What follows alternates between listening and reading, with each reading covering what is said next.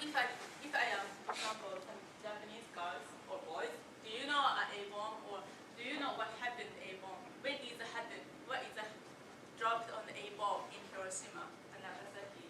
Some people doesn't know very much. What happened in Hiroshima and Nagasaki at the time, August 6th, in Hiroshima, August 9th, in 1945. Do you understand what I said? For my situation, I born in Hiroshima city. I grew up in Hiroshima. I had education in Hiroshima, elementary school, junior high, high school, university. I live in Hiroshima. So in Hiroshima situation, I got lots of news, from a newspaper or TV program, and local TV program talking about peace very much. But except, the other cities, it's sometimes difficult to understand what is peace or what is a form. Does it make sense? Does that summarize it? Thank you. Okay. Yes. I just read recently, it was very interesting, that there were some Americans killed in Hiroshima at that time. They were prisoners of war. Yes. And the American government did not let the public know about that until about, 30 years after that bombing. It was interesting that there were maybe a dozen POWs there that were killed. The other thing, in a previous conversation that we had, you mentioned about the discrimination in the rest of Japan for those people that were injured during the war, during the bombing too. Okay. And that was something I'd never thought about, is how some of the other areas of Japan that were not affected by radiation discriminated against those in that city, as far as regarding marriage and what the effect of the long-term effect would be of leukemia or whatever else happened in that area. It was interesting to see that. Yeah, I know. That is talking about his comment. The survivors. For example, she was exposed to radiation when I was a teenager, something like that. The girl grows up, maybe 20 or 25 the years. She she wanted to have a boyfriend, she wanted to have a marriage, she wanted to have a baby, but that is discrimination. So nobody wants to get married, kind of exploded, because I love you, I wanted to marry with you, but the guy is refused me because I have exploded radiation. That means if I got married and have a baby, this baby has some serious trouble with disease, radiation disease. So that's why it's very, very sad story, sad situation. We have, the girls want to have a boyfriend, girls want to get married, have a baby, but it's still difficult. It's difficult to explain my heart when I talk to the survivors who get old, 80 years old, 85 years old, but still couldn't get married, fall in love, have babies. So otherwise, I met some orphan. That means the child who lost, the parents because of able. That story is very, very, not horrible, but very, very sad. At the time, they have no food, nobody helped me, helped the boys, girls, so that's why it's difficult to, live by himself, by herself. So I know I met so many survivors. But everyone said the survivor is, just nobody hate America, nobody hate American government. Just they wish, please stop the nuclear war, please stop the nuclear weapon. Because if it happens, in the future, it's sorry for children, for next generation. Because if they are killing instantly, that stopped in the next generation, right? So every survivor's wish, please stop the nuclear bomb. Please stop, make a product nuclear bomb. That is their wish. I heard it from many survivors. These are one things.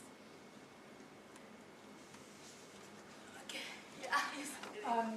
Do many of the places that you speak, do the people want to hear about the bombing and the A-bomb and the end of nuclear war? Or do they want to hear mainly about culture and sushi and tea and things like that? Do you understand? No. Do your audiences here in America want to hear about the atomic bomb? Or do they want just to hear about nice things, you know, tea Right. and sushi? Yeah, I understand. It's quite short time for me to visit in Nebraska, United States, just only within 3 weeks. I always visit some school. I try to, make an appointment to please. I'm Hiroshima. I live in Hiroshima. I want to talk about peace. I want to talk to you. I want you to tell and talk about what happened, a bomb. I want to talk about, the fact, how can I say? But, unfortunately, it's difficult to talk about the situation, some schools refuse it because, some a bomb or nuclear things, sometimes for American, the opposite of the situation, the kind of political situation or the religion situation, something like that. So it's difficult sometimes, show and talk about a bomb story or survival story, showing a bomb films.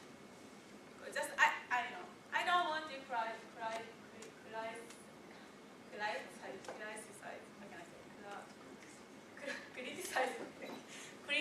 Criticize American people. I don't want to, blame American people. Just I want to talk, show what happened in the art time. I heard that in American education it's difficult to talking about, that story in a bomb. So just in read, just one sentence, it happened, dropped in Hiroshima and Nagasaki, just dropped in a bomb. That's why I live in Hiroshima. I'm very proud of my city, Hiroshima City. I met so many survivors. So this is my hope. I just wanted to tell what happened at the time. And also, there's something crisis, the earthquake, something situation, but trouble in Japan. Foreigner doesn't want to, it reduces to decreasing to visit Japan. Japan's very nice country. Hiroshima is very, very beautiful, very, very, exciting city.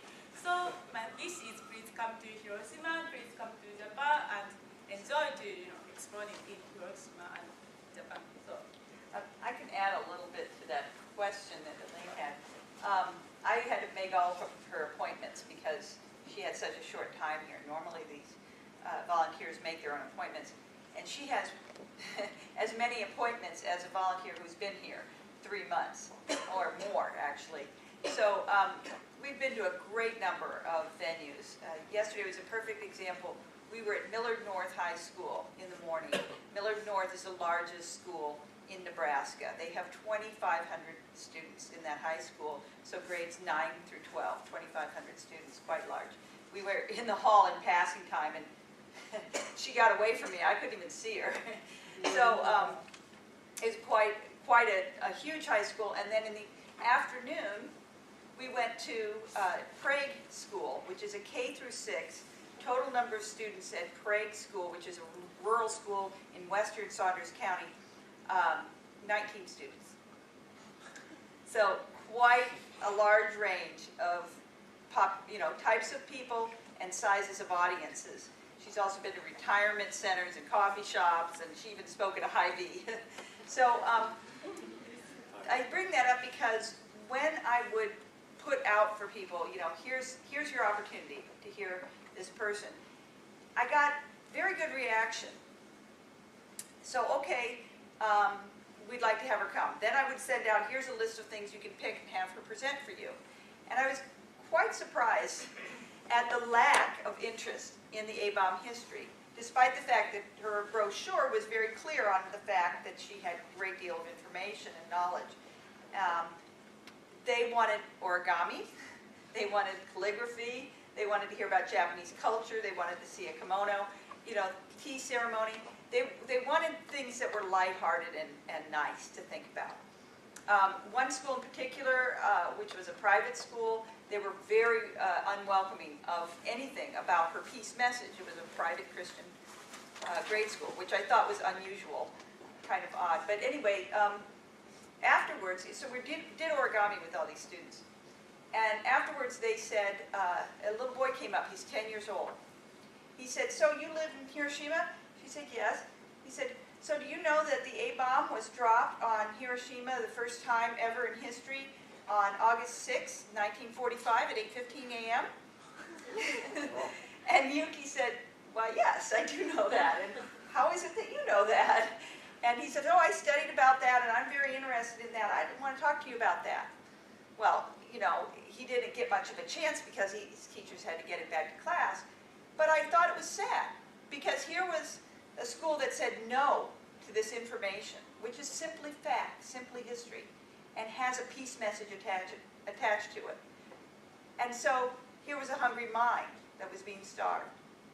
So that was significant. Another school we went to, there were a bunch of teenagers in a Japanese language class, and they were kind of cavalier about, you know, the visit. And then she shows the video, not the video she'll be showing today, a short 10-minute one. And they were much more sober after that video. One of the boys who had been cracking jokes sitting up in the front said, man, that was a downer. And I thought, you know, I said, yeah, much of history is not pretty. It is kind of sad. But that's why we're here. You know, we're learning from it. And so that's what I'm glad to see so many of you here today, because you can, you know, you can listen to it, we can learn from it. As Yuki always says, you know, we can't change it, but we can learn from it. So that's a great thing that, you know, when we do have schools that welcome the information. And I really appreciate that, and I appreciate this audience today. And I appreciate your questions. Very good.